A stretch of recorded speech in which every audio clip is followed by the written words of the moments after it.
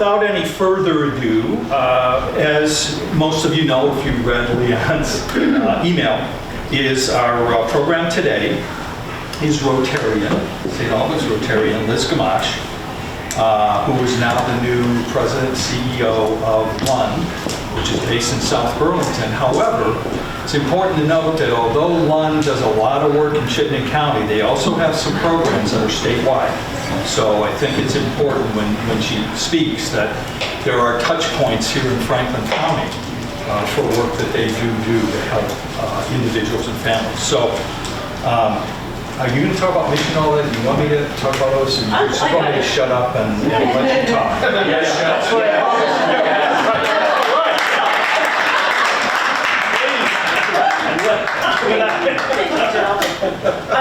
So great to be here with all of you. It's been a while. I started my new job at Lund about 6 months ago, and so I've been commuting into working at South Burlington. It's made Tuesdays a little more challenging, but I'm hoping as I settle in a bit more, I'll be able to continue to join you on Tuesdays. I really miss you, so thanks for having me today. So for those of you who have known me over the last several years, I've been in the nonprofit sector in a variety of different positions. I've held leadership positions for a variety of nonprofits. I've been on boards. And it all started for me with Franklin Great Isle United Way about 24 years ago. I took a part-time job in the office, and it introduced me to this wonderful community. I just moved to St. Albans with my family. And I got to know folks in the nonprofit sector and have stayed ever since. And one of the things that really excites me is finding these areas and opportunities, which are classic of United Way, and it's so true to what Rotary does, is where business, nonprofit, community, and government can intersect, where when we work together, we fill the gaps to serve our community best. So a year ago around this time, I was at United Way working with Connie, on working bridges and other things, and Joe was on our board, and not anticipating making any changes, but Lund reached out to me.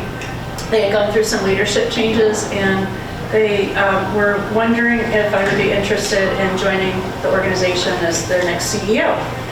I wasn't looking and I wasn't really interested, so I didn't jump on it right away, but as I got to know the organization better and better, I got more and more excited, and I did want to become a part of this work. At the heart of all the work that we do at Lund is a child, and what we do is we work to support children and families to thrive. So I'd love to share with you today a little overview of some of the different types of programs that we do and answer any questions. Before I get going, how many of you are familiar with Lund already? Yeah, so it's one of these things where some people know it all. I knew about Lund, but I didn't know all the things that were under the umbrella.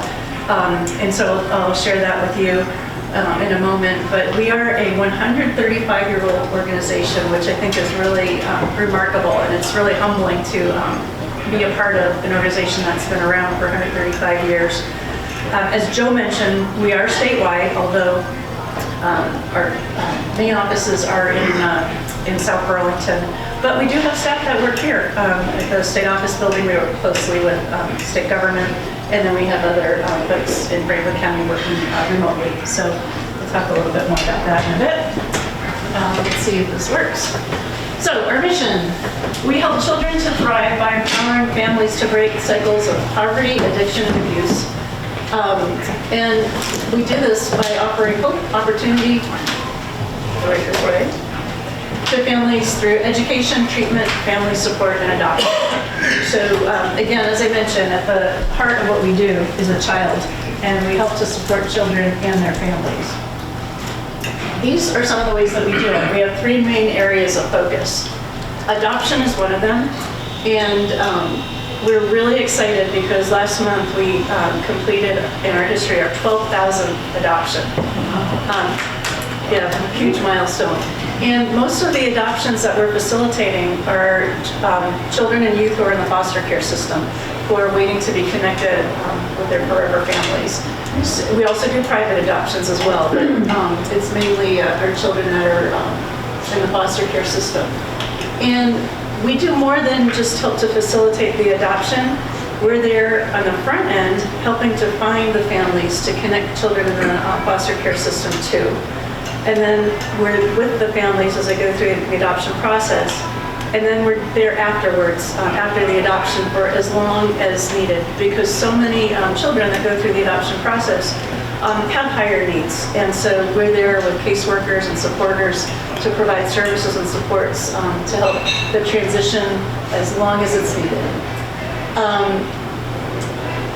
We also, one thing I'll say about adoption, and this might be true of many of the programs that we have, it's been really eye-opening for me to be able to be on the inside and have a clearer picture, which some of you who've been involved with adoptions may already know.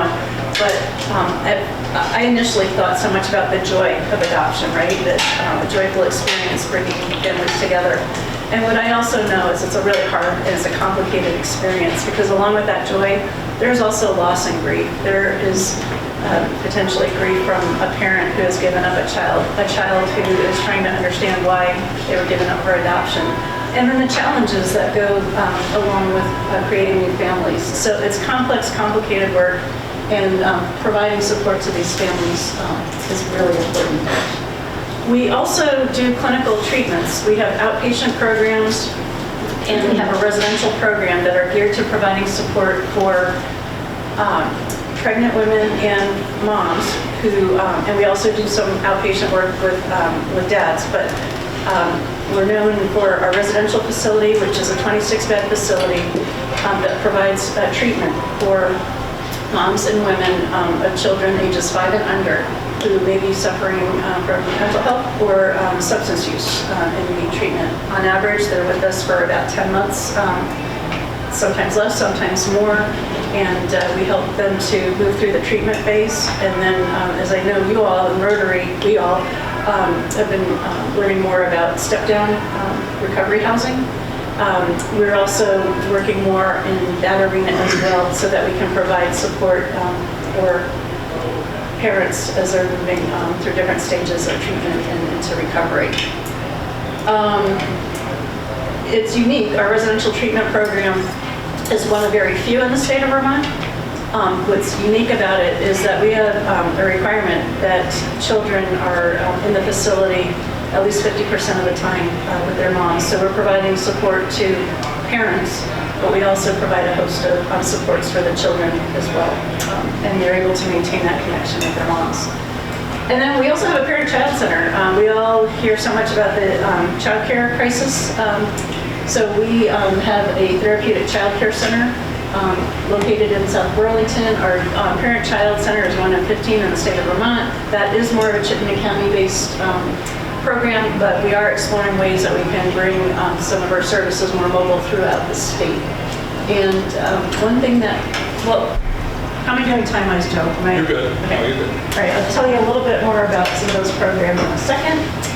But I wanted to show you our reach. As you can see from this diagram, it reflects our different programs and where they show up in different places. Some examples here in Franklin County. Last year, we had about 30 clients that were connected to their forever families through adoption. That's out of about 230, 240. So roughly 15%, 16% of our adoptions are connected to Franklin County. We also have women from Franklin County living in a residential facility. In the last year, we had about 7. We have 26 beds, more than 26 women in and out, but over the course of the year, 7 women from Franklin County. And then we have a variety of other services that are accessible to people throughout the state as they need them. I'll tell you in a moment about our Kids Apart program, which is something that is located in the Women's Correctional Facility in Chittenden County to serve children and parents that are incarcerated to help keep strong connections, strong, healthy connections. And we have several Franklin County residents that are in the facility that we serve. So that just gives you a little bit of a view of where we're at. and a little bit about our impact. 6,000 folks served. This is for fiscal year 24. It's increased in fiscal year 25. We just don't have our charts finalized yet. And I think one thing that really stands out for me is 218 youth found forever families through adoption. At any given time, there are about 100 children in the foster care system in the state. So day in and day out, we're working with them to make those connections. One of the things connected to our residential and outpatient treatment is we know that stigma is a big hurdle to overcome as it relates to mental health and substance misuse. And so I don't think I'll have time to play a little trailer, but I wanted to call your attention to Recovering Loudly, Stories of Moms in Recovery. This is something that we're planning to take statewide in the course of the next year, year and a half. It's a video compilation of stories from 6 women who have been through substance use treatments and are now in recovery. They're moms, and they talk about the experience, the challenges, and the supports. It's a really uplifting story about hard work, complicated work, and how they have been able to move through the process with their children and thrive. So stay tuned on that. I hope that I'll be able to make an announcement like Connie did about the Weldon Theater at some point in time, that we'll be doing a screening at the Weldon and hope to invite the community. Project Family, this is adoption. I just wanted to call attention to this. This is our program that connects foster youth to their families. And what I wanted to mention is that we work really closely with the state of Vermont on this. So the state is one of our key partners in a lot of the work that we do, and we're really grateful for that. Nobody's here from the state today. Karen's not here, but that is important for us. And then Kids Apart, the program in the Women's Correctional Facility, seeks to reduce the traumatic impact of parental incarceration on children and families. We have been in the Women's Correctional Facility in Chittenden County for over 17 years. And if you can imagine what it would be like for a child to visit an incarcerated mom, you have the vision that you see on television, the bleak room, the tables with a divider, not being able to touch, how traumatic, how hard and difficult that must be for children. We have created a space in the correctional facility that provides a safe space for kids and their moms to be together, to touch each other, hug one another, read a book together, and have some of that connection time. In addition to that, we have layers of other services. We have a caseworker in the facility every day that is helping women to stay connected, helping the caretakers of children, of moms who are incarcerated. These families need additional support, so we do outreach and support for them, and hopefully are able to provide the supports and services that lead parents to be stronger parents when they are re-entering the facility. We're very excited this year because we have been granted funding to expand into the men's correctional facility in Newport, because dads are parents too, and so we're in the midst of developing that program, and it will launch in January. So another example of how we're able to support some of the children in our communities that have some of the strongest needs for support. This is just a little picture of the room in the prison where they are able to play and be together. I just pulled this. 6,000 children in Vermont have an incarcerated parent annually. That's 1 in 17. Just to give you a sense of the scale. We don't always see things. There's a lot of stigma that can be harmful, and a lot of needs with children that aren't always so easy to see. So just wanted to share that stat with you. And I'm going to conclude with a shameless plug, because it's Giving Tuesday. Give to Rotary, give to the Cardiac Challenge, give to organizations, nonprofits that are meaningful. We're in it too. The nonprofit sector in Vermont is pretty remarkable. 1 in 5 workers in Vermont works for a nonprofit. And as I mentioned before, one of the things that excites me about this work is finding that space, that intersection of government, business, community, and the nonprofits, and how we each have roles to play. And in Vermont, we're very fortunate to have a strong network of nonprofits like Rotary and many more that help to fill in the gaps to serve our community. So that's what I've got for you today. Thanks for listening, and happy to answer any questions. Yes? Why does Vermont have such a high percentage of freezing screen there of adoptions relative to its population? Well, we were talking about, when you back it up, are you meaning the 12,000 adoptions? That's over 135 years. No, I know, but the previous screen there was something Oh, that let's see. the profile of Vermont is being one of the statistically higher than That's for incarcerated parents. the 6,000 town. And then among incarcerated parents, 53 men, 64 have minor children. Which one? The national average. Yeah. Vermont houses more parents than the national average. Why is that? I'm not sure why that is. I will get back to you on that. I don't know. Yeah, that's a really good question. So what population? Yeah. And it could be, I think it could be a variety of contributing factors. One thing that we're seeing more of is, we're seeing it in our women's correctional facility, is more ICE detainees that end up in the prison for a short period of time before they're transferred to other places. And if you can imagine we had one of our caseworkers was dealing with a woman who was picked up in Massachusetts after her child was put on the bus to go to school, picked up by ICE, brought up to Vermont, and needed to find a way to have somebody available to take care of her child when she got off the bus, and didn't know where she was going. And it's just a variety of different types of issues that are happening, from longer-term incarcerations to these short-term incarcerations. So on that point, there was an article recently about a Vermont child, 7-year-old, that was detained on a holiday trip. From Winooski. They were traveling with their mom, got detained and pulled away from, they were trying to get to them. But a 7-year-old being held away from their parents, and their dad was in Vermont, couldn't touch base with them, didn't know where they were.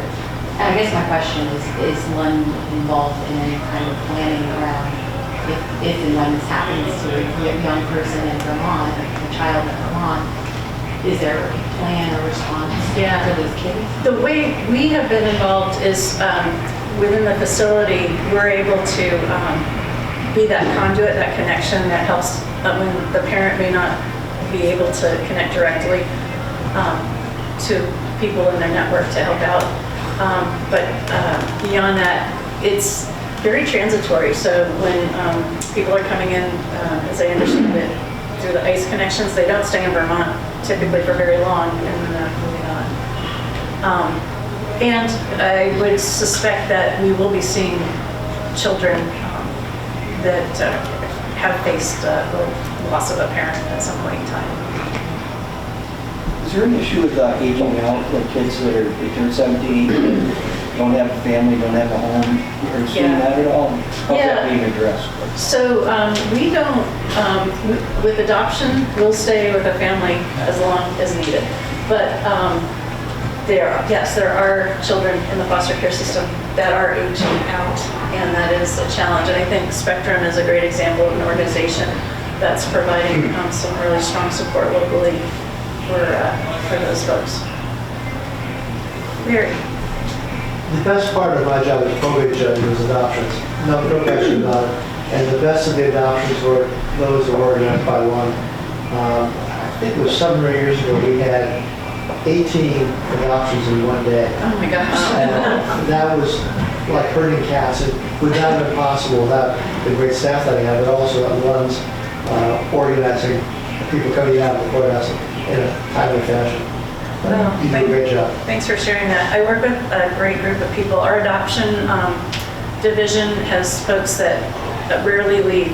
They've got our director one, a dad of 30 years, just announced a phased retirement, but we've got folks that are 25 years, 20 years. Their work is meaningful and they stay, and they're really good at it. Just piggybacking that, I once worked with a couple that worked at the same company, and they were trying to grow their family, and they'd gone through 2 private adoption agencies and just couldn't go through the process. They were struggling to make it happen. So they both came to me and they're like, who do we go to? Because I think they were new to Vermont too. They didn't know who to go to. And I said, well, have you heard of Vermont? So they got their child, their family now, and I got to watch them move through this very emotional, it was both happy and very challenging. And yet they spoke so highly of the experience they had at Lund. And I won't forget that family because now they got their baby. And it was huge. It was really amazing as a community member to watch a family grow that way. One of the things that's been interesting is being 135 years old and having had this network with so many people in Vermont that carries forward generation after generation after generation. So many folks are connected to Lund.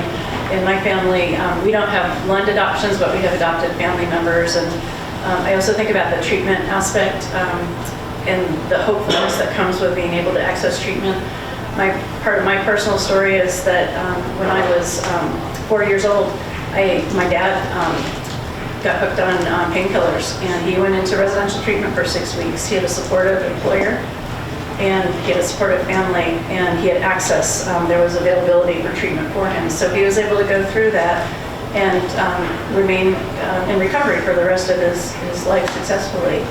And I think a lot about that. If we don't have these opportunities and places for people to get well, to be supported, it's not just a harm to those folks, but to children's and generations to follow. If it weren't for that, I wonder, what my family would have been faced with. Any other questions for Liz? Yes, Tom. One tidbit is my older brother was adopted through the Lund home when my mother couldn't have children, and once we had my older brother in the family, she had 3 kids. So. Yeah, that's great. All right. Well, Liz, thank